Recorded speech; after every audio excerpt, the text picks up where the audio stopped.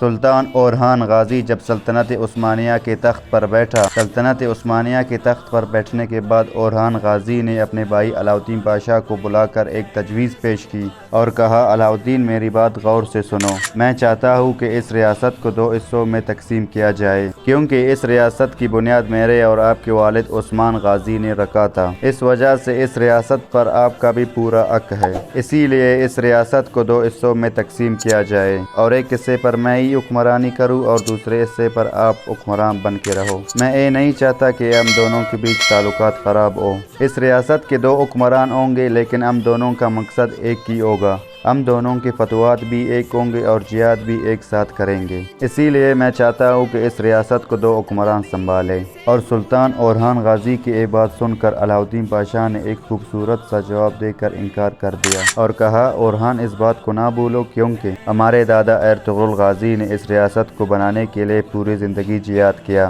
اور ترکوں کو یکجا کرنے کے لیے ہر ممکن کوشش کی۔ ہمارے دادا ارطغرل غازی کو کئی دفعہ دشمنوں نے ہجرت کرنے پر بھی مجبور کر دیا اور اس ریاست کی بنیاد رکھنے کی ہر ممکن کوشش کی، اور ہمارے والد عثمان غازی نے بھی مسلمانوں کو یکجا کرنے کے لیے ہر ممکن کوشش کی، اور اتنی قربانیوں کے بعد یہ سلطنت وجود میں آیا، اور آج تم اس سلطنت کو 2 حصوں میں تقسیم کرنے کی بات کر رہے ہو۔ اگر آج ہم اس ریاست کو 2 حصوں میں تقسیم کریں گے تو یہ ریاست 2 ٹکڑوں میں تقسیم ہو جائے گا، کل کو کیا میں اور تم اپنے بچوں کے لیے بھی اس ریاست کو تقسیم کریں گے، اور اگر ایسا ہی ہوا تو یہ سلطنت کئی حصوں میں بڑھ جائے گا۔ اگر ایسا ہی کرنا ہے تو ہمارے دادا ارطغرل غازی کی کوشش اور ہمارے والد عثمان غازی کی خواب کہاں گیا، جنہوں نے پورے زندگی جہاد کر کے اس سلطنت کا بنیاد رکھا تھا۔ اور علاؤالدین پاشا کی یہ بات سن کر اورحان بہت خوش ہوئے اور کہا، میرے بھائی، اب اس ریاست کو کوئی بھی 2 حصوں میں تقسیم نہیں کر سکتا۔ اور اس کے بعد اورحان غازی نے علاؤالدین پاشا کو سلطنت عثمانیہ کا نیا وزیر بھی بنایا،